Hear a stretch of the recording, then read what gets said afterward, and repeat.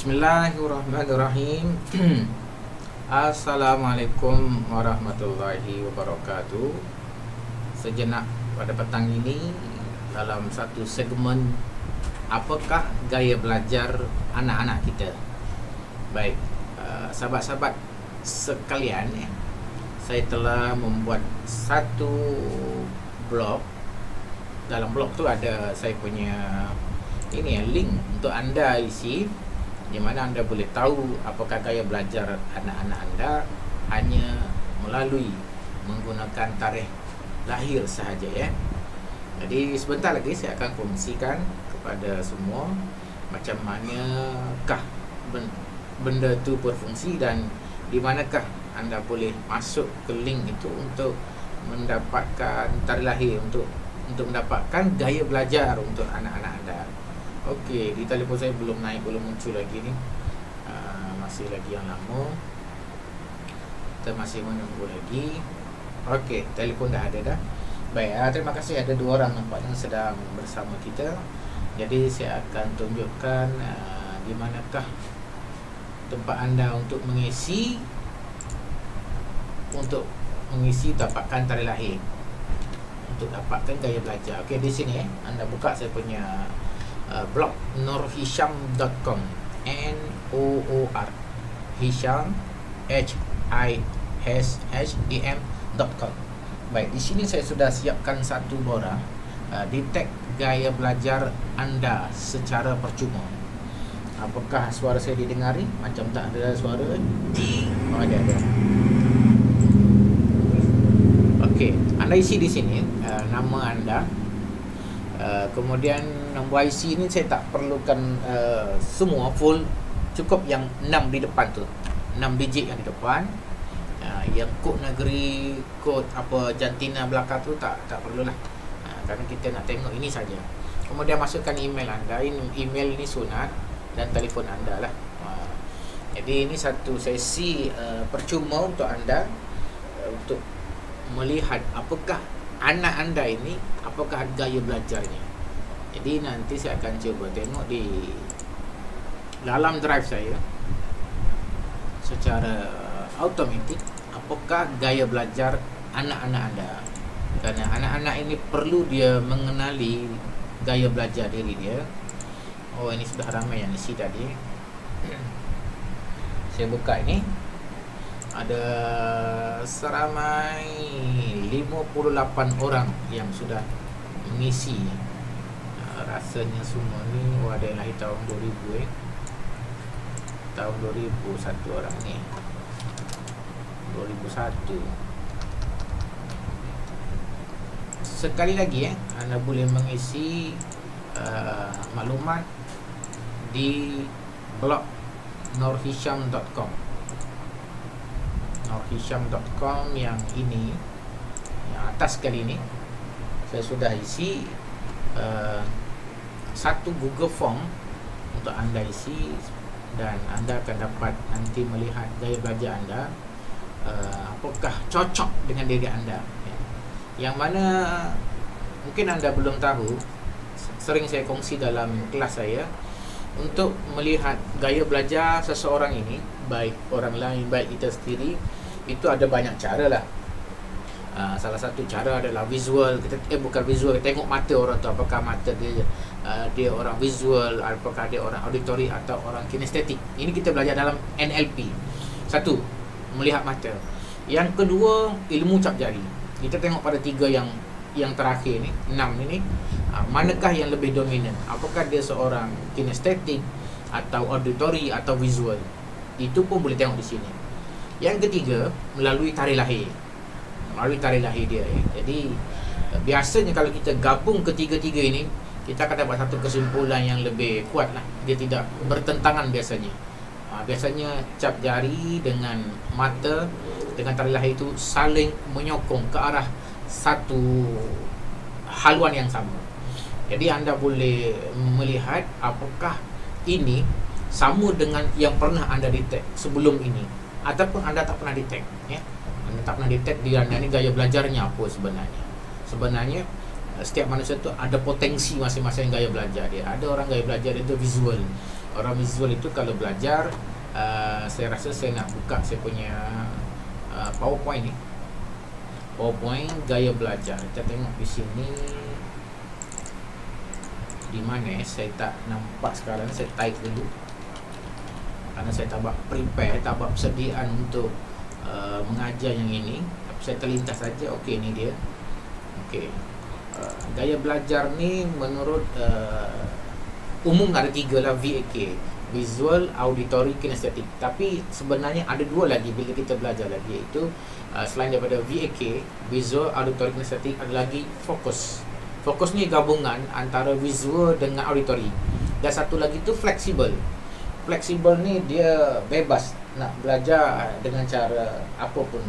Ada 2 orang, Cikgu Jinggo tanya sedang bersama saya, Cikgu Josili Bini. Salam sejahtera, boleh mengisi. Anda boleh isi diri anda dan juga anak-anak anda untuk melihat. Ini sesi percuma petang ini. Jadi orang yang dilahirkan pada tarikh sekian-sekian dikira dengan tarikh lahir dia 1 ataupun 6 pada nombor asas dia. Gaya belajar dia adalah kinestetik. Di mana gaya belajar kinestetik ini biasanya dia tak duduk diam. Anda tengok, saya pun tengok dalam kelas saya masuk tu, ada budak tu memang tak duduk diam dia. Dia tarikh lahir dia orang nombor 1. Memang tak duduk diam. Asyik-asyik nak bangun, nak bertanya saja. Yang kedua, orang visual. Orang visual ni kalau kita tengok pada tarikh lahir dia, dia punya nombor asas dia 2 atau 7. Orang visual ni dari segi bercakap banyak, cakap banyak, dan dia lebih cepat faham kalau dia melihat cikgu mengajar. Ciri-ciri orang ini dia suka melihat dan suka dilihat. Maka dia suka mencantikkan diri dia kerana dia suka dilihat orang. Dia cakap banyak, dia suka potong orang. Kalau bercakap, orang belum habis cakap, dia sudah potong. Orang belum habis sampai ke Z, dia sudah tanya dah. Orang tu kata, kejap, saya baru nak bagi tahu. Ini ciri-ciri orang visual, suka melihat. Dan dia, gaya belajar orang visual ni kalau nak pandai, dia kena banyakkan nota. Banyak nota. Nota tu mesti berwarna, bervisual, macam-macam color. Biasanya perempuan lah yang rajin buat nota gini. Laki-laki tu agak sedikit malas. Jadi laki-laki tu ketinggalan. Jadi laki-laki tu kalau orang visual dia kena belajar buat macam perempuan buat. Belajar dengan melihat, duduk di depan dan banyakkan nota. Buat nota. Nota tu berwarna. Buku-buku pun bervariasi dia punya warna-warna dia. Kemudian yang ketiga, orang belajar gaya auditory. Ini kalau tengok dari segi tarikh lahir, orang auditori ini dia punya number adalah 3 dan 8. Sekejap ni saya rasa macam besar sangat saya punya gambar ini. Saya punya gambar sangat besar. Mana tadi saya punya muka Okey, ini mungkin ini. Mungkin ini saya punya gambar. Saya nak kecilkan di mana dah. Yang lain dikecilkan pula. Okey, tak nampak yang di mana. Yang lain yang terkena ni. Okey lah ya. Okey, orang auditori ini biasanya dia lebih faham bila dia mendengar dengan jelas. Dia dengar dengan jelas arahan yang diberikan. Jadi kalau mak ayah nak beri arahan pada anak auditori, berikan arahan dengan jelas. Namun ramai guru tidak menyadari anak-anak auditori ini biasanya kalau belajar dia tidak melihat cikgu. Dia banyak menunduk sambil menulis, tetapi dia memahami dan dia mendengar. Jadi orang auditori ini bagusnya belajar duduk di tengah ataupun belakang. Yang penting dia boleh dengar cikgu, suara cikgu. Kerana kalau dia duduk depan, dia menunduk, cikgu tengok, cikgu kecil hati dengan dia. Budak ni aku mengajar tengok bawah aja. Baik awak duduk tepi-tepi gitu. Jadi yang duduk depan ini orang-orang yang visual. Dia tengok cikgu mengajar, cikgu bersemangat mengajar bila orang tengok cikgu. Okey, 3 Yang keempat, orang fokus. Inilah orang digital. Orang digital ni adalah orang fokus. Kalau belajar dia kena gabung antara visual dengan auditori. Dan waktu yang paling bagus untuk orang digital belajar ni adalah kata sahabat saya Sifu Ehsan, bangun awal pagi sebelum subuh. Dan teknik dia ni adalah teknik hafal. Orang digital ini untuk dia cepat ingat mata pelajaran, ada teknik dia mesti menghafal. Dan dari segi tarikh lahir, orang yang digital ini, orang fokus adalah orang 4 dan orang number 9. Okey, last sekali adalah orang fleksibel. Orang fleksibel ni kita tak dapat nak detect dia gaya belajar dia apakah yang dominan sebenarnya dengan diri dia. Jadi dia sendiri yang kena mencari gaya belajar dia. Okey, kalau kita tengok pada tarikh lahir, gagal untuk menemukan gaya belajar dia, kita boleh tengok pada 6 jari ini. Pada 6 jari ini. Okey, ciri-ciri orang visual, ciri-ciri dia suka membaca buku. Orang visual membaca, berkomunikasi melalui tulisan. WhatsApp lah, walaupun dia orang visual, dia suka menulis. Sukakan pada lukisan, sukakan gambar. Kalau nak beli handphone, nak beli handphone yang mahal-mahal, yang ada gambar yang cantik, dia suka lukisan. Suka bergambar, suka berfoto, suka melihat, macam yang saya sebutkan tadi, dan suka dilihat dirinya. Sebab itu dia suka mencantikkan diri dia. Kalau dia perempuan, dia pakai tudung, dia akan letak satu bunga di sini atau satu di sini. Lelaki tak adalah yang letak bunga kat sini ya. Dan orangnya rapi, tulisan dia cantik.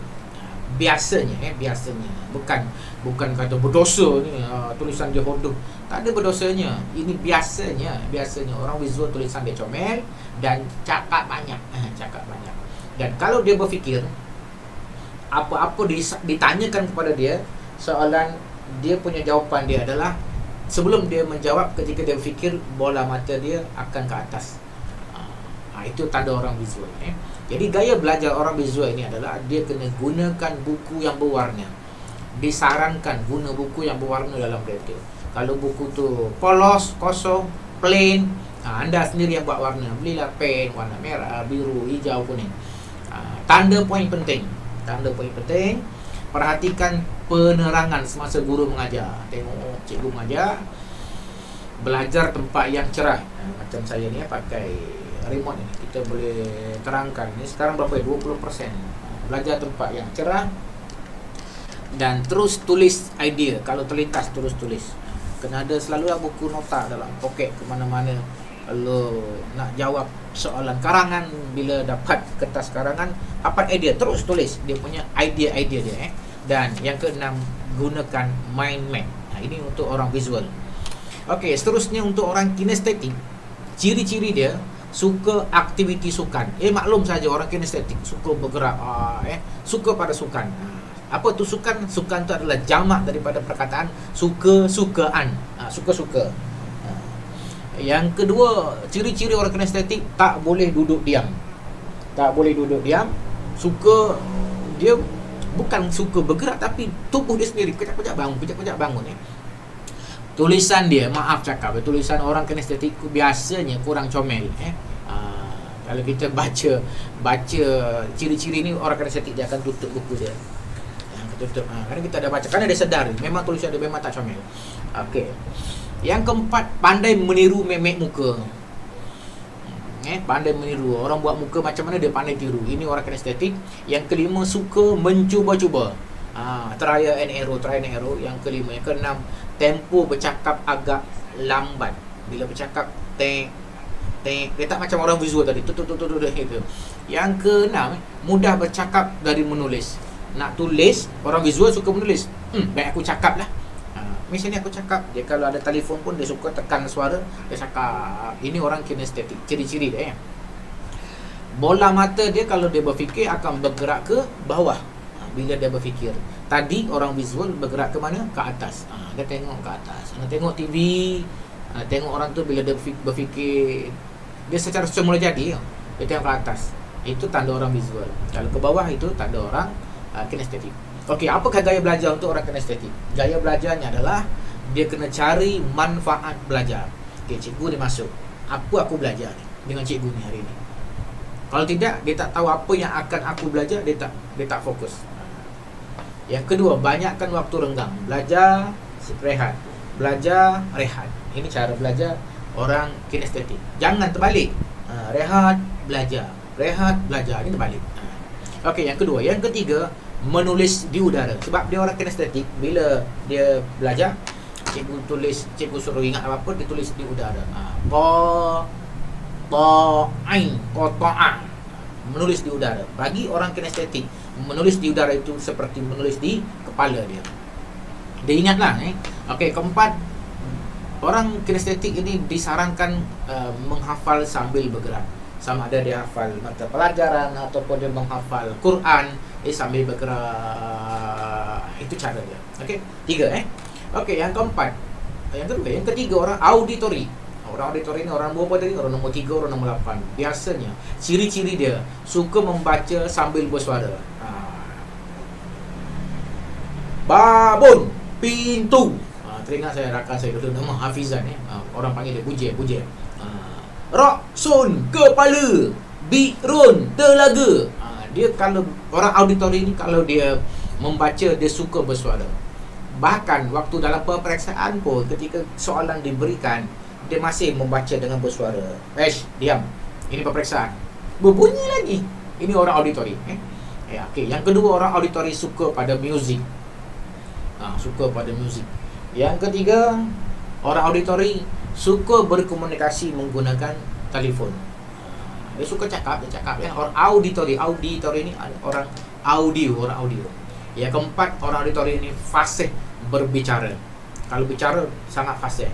Orang visual kalau bicara cakap banyak. Dengan fasih tak sama Cakap banyak belum tentu fasih. Bila disuruh ceramah, orang visual malu, segan. Orang auditory dia boleh fasih bicara, boleh jadi penceramah yang baik lah. Biasanya kalau kita tengok pada ilmu tarikh lahir ini, orang auditory kalau kita nak relate pada ilmu jari, biasanya orang ini di jari manis ini dia bulat-bulat dua-dua, apa lagi lebih kuat lah. Dan terakhir, orang auditory kalau berfikir mata dia bergerak ke kiri kanan, bola mata dia. Okey, apakah gaya belajar yang sesuai untuk orang auditory? Yang pertama, bawa alat perakam, rakam. Ini kalau di universiti boleh lah, tapi di sekolah rendah tak ada lah benda ni kan. Rakam balik, dengar balik. Kita kalau kita rakam pun tak balik tak dengar, dah tidur. Pasal tidur. Yang kedua, belajar dengan bersoal jawab. Orang auditory. Jadi orang auditory dia duduk satu kumpulan, dia belajar bersoal jawab. Dia tak menulis pun. Orang visual duduk sana, diam je. Jadi kumpulkan orang visual. Itu. Orang auditory dia bersembang. Orang auditory dia tak tulis tapi dia ingat. Kerana itu cara belajar dia. Okey. Yang ketiga, berbincang dalam kelompok. Tadi bersoal jawab 2 orang, soal jawab 2 orang. Ini dalam kelompok. Ini orang auditory gaya belajar dia. Berbicara dalam kelompok. Yang keempat, ingat dengan berbunyi, secara berbunyi. Meja jual kacang hijau baru ingat ubi. Jangan hafal diam-diam. Tak boleh, dia kena hafal berbunyi. Meja jual kacang hijau baru ingat ubi. Apa tu? Warna pelangi, 7 pelangi. Dan yang kelima, hafal dengan suara yang berbunyi. Ingat dengan berbunyi, mengingat pun berbunyi, hafal pun dengan berbunyi. Ini gaya belajar orang auditory kalau dia nak cemerlang. Amalkan yang ini. Okey, apa lagi? Okey, itu saja last Orang gaya belajar tadi ada 5 saya bagi tadi. Itu visual, auditory, kinestetik, fokus ataupun digital dan fleksibel. Untuk orang fleksibel ni kita kena bantu dia sebab dia sendiri mungkin dia tak faham apa gaya belajar aku ni. Jadi cikgu yang kena tolong fahamkan dia. Apakah gaya belajar dia.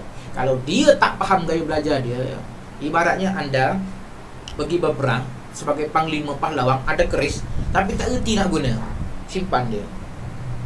Itu senjata kita tu, keris tu. Buka, tak reti nak buka. Ataupun pistol. Jadi gaya belajar ni, gaya belajar saya adalah fokus. Saya mesti dengar, saya mesti lihat cikgu mengajar. Ini gaya saya. Kalau saya tak buat macam ni, saya akan jadi drop, jatuh. Yang ni pula, saya punya gaya belajar saya adalah visual. Saya mesti dengar, saya mesti lihat, saya mesti tulis, buat nota. Yang ni pula gaya belajar saya adalah auditory. Saya mesti dengar, saya mesti berbincang dengan rakan-rakan dan dalam kelompok. Dan kalau hafal kena berbunyi. Orang kinestetik pula, kalau dia diam, suruh dia diam, bila tubuh dia diam, otak dia pun diam, tak jalan. Otak dia diam, tak jalan. Tapi bila dia berjalan, otak dia berjalan sebenarnya. Budak kinestetik. Tapi itulah, dia mengganggu sikit. Dia mengganggu orang-orang lain dalam kelas. Sebab itu kalau cikgu kenal budak ini kinestetik, letak dia di belakang lah.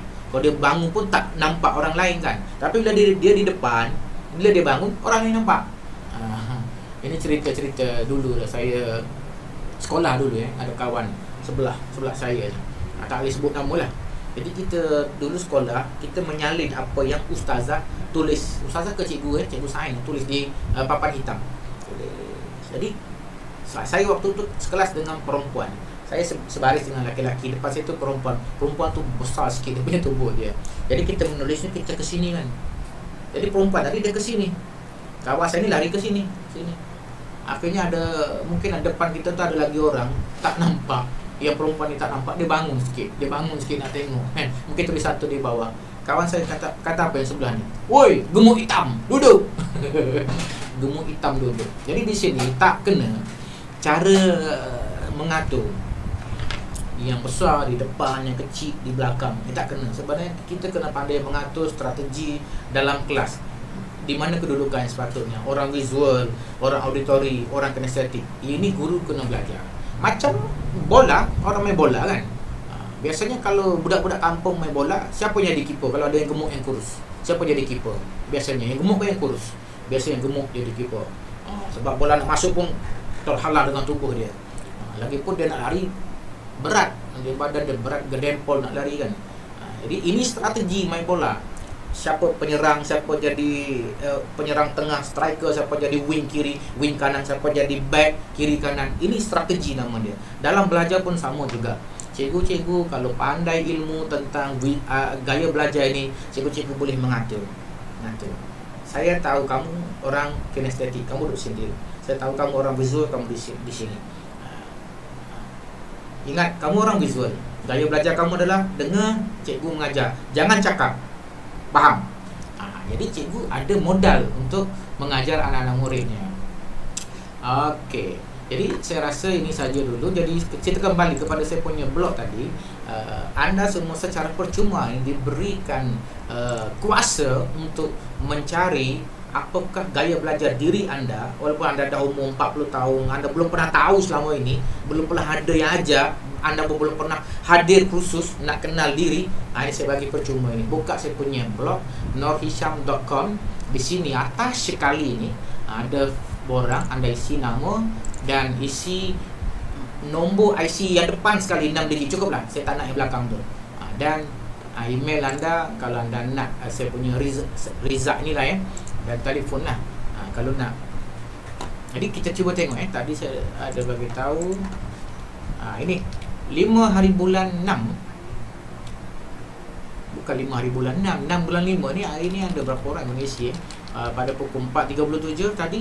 Lau Shuleng, cikgu Cina ni. Sebelumnya tu No Batrisha.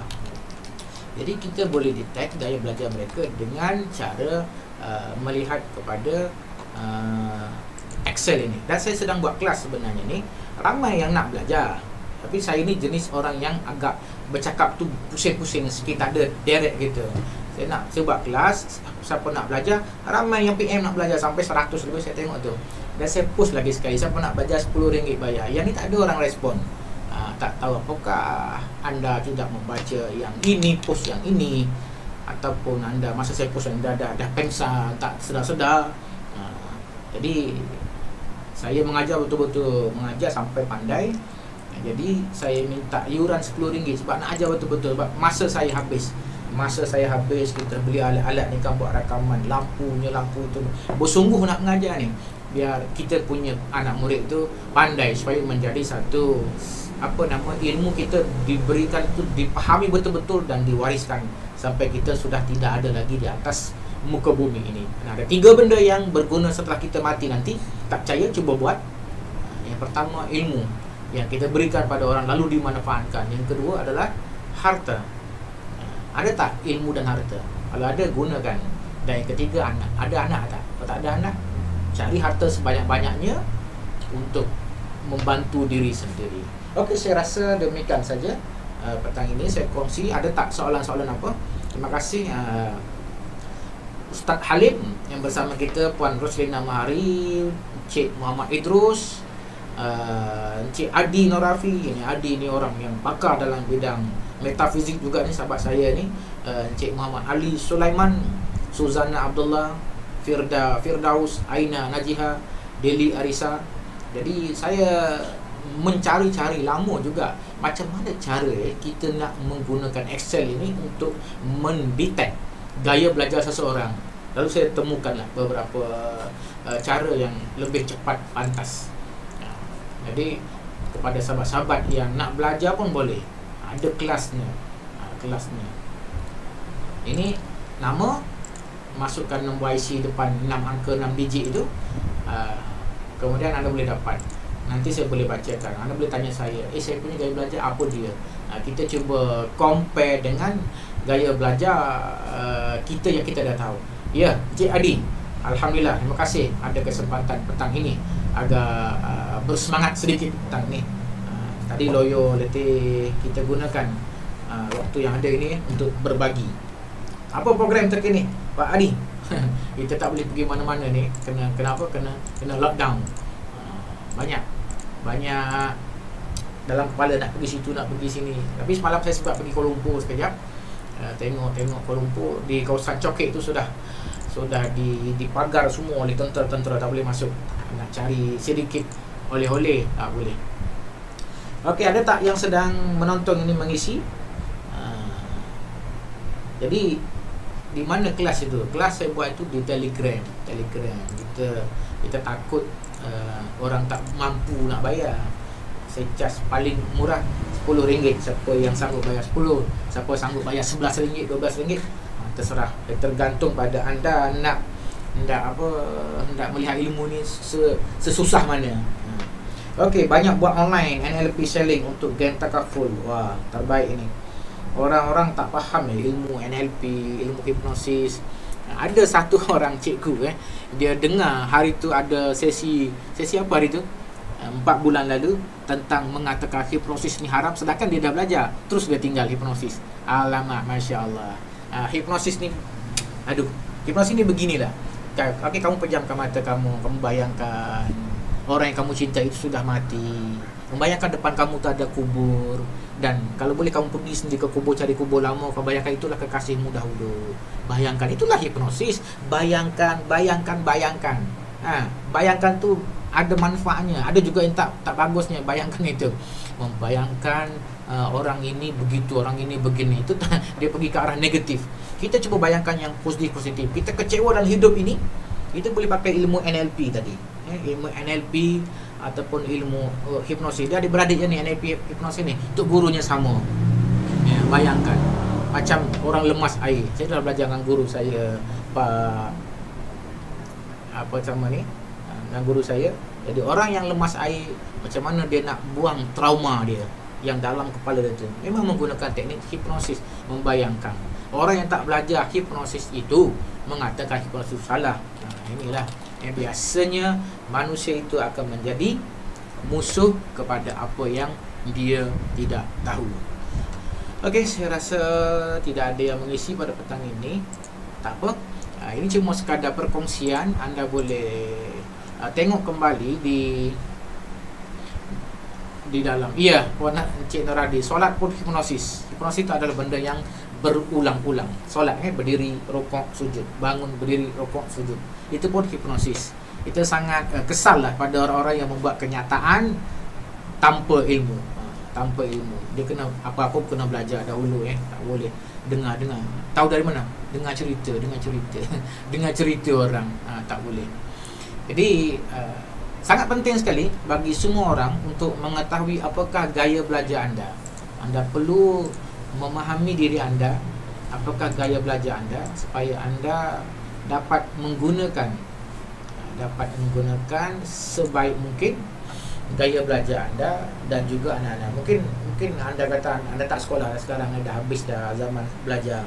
Tapi saya tetap belajar lagi sekarang ni, belajar, masih beli buku-buku. Tapi tak samalah dulu satu hari boleh baca buku 100 muka surat. Dah tak ada kerja kan dulu. Makan dah siap di kantin. Kalau waktu makan pergi kantin. Sekarang ni susah nak habis. Kita tengok penting-penting je. Kadang-kadang simpan terus. Saya sedang mencari buku lama saya, tajuk dia Kesihatan Mental. Di mana dalam buku itu ada memberitahu mental yang sihat itu adalah orang yang mental sihat itu adalah orang yang boleh menerima apa yang berlaku pada diri dia. Apa yang berlaku hari ini, berlaku lockdown, tidak boleh pergi ke mana-mana, gaji tak masuk, sumber pendapatan berkurang, gaji yang ada. Tapi orang yang mental sihat, dia masih boleh terima keadaan berlaku, dia memahami ini bukan manusia yang buat, Tuhan yang mengatur semua ini. Dan ada tadi saya terbaca ada orang tu dia tak ada duit dah untuk survive dia punya keluarga dia. Dia ambil gambar kamera, dia nak jual di di Twitter. Dia bagi tahu orang dalam tu, kau jangan bagi aku duit, aku bukan nak duit, aku nak jual kamera ni, aku tak ada duit dah, aku bukan meminta. Sampai tahap tu sekali. Tapi saya rasa dia ni masih normal, masih sihat mental dia. Tak ada mengamuk-ngamuk kan, geram. Ada orang mengamuk-ngamuk geram. Berlaku dibacok dulu, orang tanam tembakau, tak jadi tembakau dia ambil parang, dia berlari. Oi Tuhan! Dia marahkan Tuhan. Mana kau Tuhan? Mau kena kilat, mati di situ juga. Dulu orang Islam, orang Cina pun ada, kita tengok baru ni orang Cina dia memecahkan dia punya tokong dia. Ini orang-orang yang sudah tak dapat berfikir dengan normal, marahkan Tuhan. Jadi orang yang mental sihat itu adalah orang yang boleh menerima apa yang berlaku pada diri dia. Saya nak tutup pada petang ini satu ayat Quran dalam surah Toha ayat 124. Okey, bersama kita Ahmad Azra. Ada buku kesihatan mental tu ya. Sedang mencari, tak jumpa, nak tengok satu-satu. Ingat lagi siapa nama bapa mengajar kita tu, Pak Mahdi MKes, Dr. Andes Mahdi, Master Kesihatan. Itu guru kami dulu. Jadi dalam surah Toha ayat 124, A'udzubillahi minasyaitonirrajim.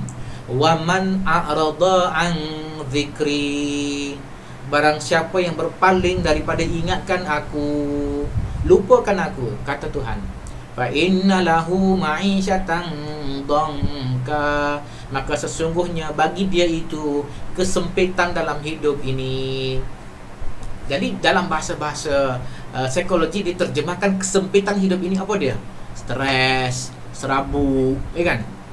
Stres, serabut ini semua dalam agama kita adalah kesempitan hidup, ma'isyatan dhanka. Apa puncanya? Puncanya adalah berpaling dari Tuhan. Ya betul, Bapak Mahdi baru teringat ya.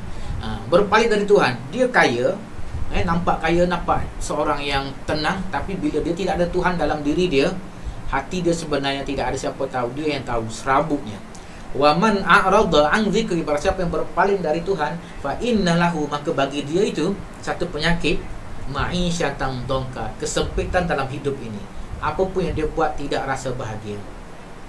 Itu di dunia. Nanti ketika dia mati dalam kubur, tak tahu apa yang terjadi. Bangkit di padang mahsyar nanti, wa nasyuruhu yaumal qiyamati a'ma, dan kami akan kumpulkan dia nanti di padang mahsyar dalam keadaan buta matanya. Kalau di dunia ini pun kita buta, bangun tengah malam, kita dulu selalu duduk di, kami dulu rakan-rakan yang belajar di Indonesia dulu bangun malam, lampu padam, meraba-raba mencari mana mancis, mana korek api, mana mancis. Itu di rumah kita tahu, itu dapur, itu perigi, itu periuk. Ini di padang mahsyar, orang yang lupa pada Tuhan, tak ingat Tuhan, tak ada Tuhan di dunia ni, kalau mati nanti dia bangun di padang mahsyar dalam keadaan buta mata dia. Wa nahsyuruhu yaumal qiyamati a'ma. Qala rabbi, berkata dia kepada Tuhan, hai Tuhanku, lima hasyartani a'ma, kenapa engkau bangkitkan aku hari ini buta mataku, a'ma. Bertanya dia, dulu hidup kat dunia dia celeng dia, di padang mahsyar bangun-bangun gelap, jauh, buta pula mata, tongkat tak ada. Wa qad kuntu basira, dulu aku hidup di dunia dulu, hai Tuhan, aku boleh melihat, tapi kenapa hari ini kau butakan? Qala, jawab Tuhan, kadzalika atatka ayatuna fanasitaha. Itulah dia balasan dulu waktu kau hidup di dunia, ketika datang padamu ayat-ayat kami tentang kebesaran kami, tentang kami ini ada, kami ini wujud. Fanasitaha, maka engkau buat lupa. Kadzalika atatka ayatuna fanasitaha fal yauma tunsa, maka sebab dulu kamu di dunia dulu kamu buat lupa pada aku, hai manusia. Wa kadzalikal yauma, maka pada hari ini, yakni hari kiamat, tunsa, kamu dilupakan. Tuhan seolah-olah melupakan untuk memberi mata pada orang yang lupa pada Tuhan hidup di dunia ini. So, saya nak kembali pada kata-kata guru saya, ilmu tanpa agama akan jadi jahat. Orang ada ilmu tentang teknologi, ilmu tentang duit, kewangan, tapi tidak ada agama, dia akan jadi jahat. Dia mula berfikir, ni aku tahu ni untuk mencuri duit. Kerana ilmu ada, agama tak ada. Jadi ilmu mesti ada dengan agama. Orang ada agama, tak ada ilmu, tak maju. Tak maju. Agama ada, rajin, sembahyang, tapi tak ada ilmu. Ilmu IT tak ada, ilmu tu tak ada, dia tak maju. Jadi kata guru saya, ilmu, seni dan agama, tiga benda ni mesti selalu berganding. Ilmu, seni dan agama mesti selalu berganding, ya. Tak boleh ada agama saja, tak ada ilmu. Ilmu kena cari. Ada ilmu sampai dapat ijazah master, PhD, tapi tak ada agama, jahil, jadi jahat. Jadi jahat. Dalam agama dia jahil. Ataupun ada seni, pandai menari-nari, joget apa, ilmu tak ada, agama tak ada, lagi hampir. Jadi kena ada ilmu, seni dan agama dalam hidup kita ini, baru serasi. Okey. Demikian perkongsian pada petang ini. Dalam setengah jam lebih lagi kita menuju ke dapur untuk berbuka puasa. Terima kasih. Dan rakaman ini sangat baik kerana di tengah-tengah tadi, sebelum saya mengakhiri rakaman ini, saya telah berkongsi, ya saudara-saudara sekalian, tentang gaya belajar. Ada 5, ya. VAK, visual, auditory, kinesthetic, fokus, dan akhir sekali adalah flexible. Jadi anda mesti mengenali gaya belajar diri anda sendiri pertama sekali. Kemudian kenali anak-anak anda. Anak aku yang pertama ni gaya belajar dia begini, yang ini begini. Jadi kita tak adalah nanti bermasalah dengan dia. Kita faham dah dia. Macam cikgu tadi saya beritahu, kalau anak murid dia auditory, kalau kita mengajar budak auditory, dia akan menunduk. Biasa cikgu marah kan, kenapa tunduk, tengok cikgu ni. Tapi orang auditory yang penting bagi dia itu adalah dia mendengar. Terima kasih atas perhatian. Minta maaf salah dan kurang di mana-mana, ada terlajak tersalah bahasa saya. Assalamualaikum warahmatullahi wabarakatuh.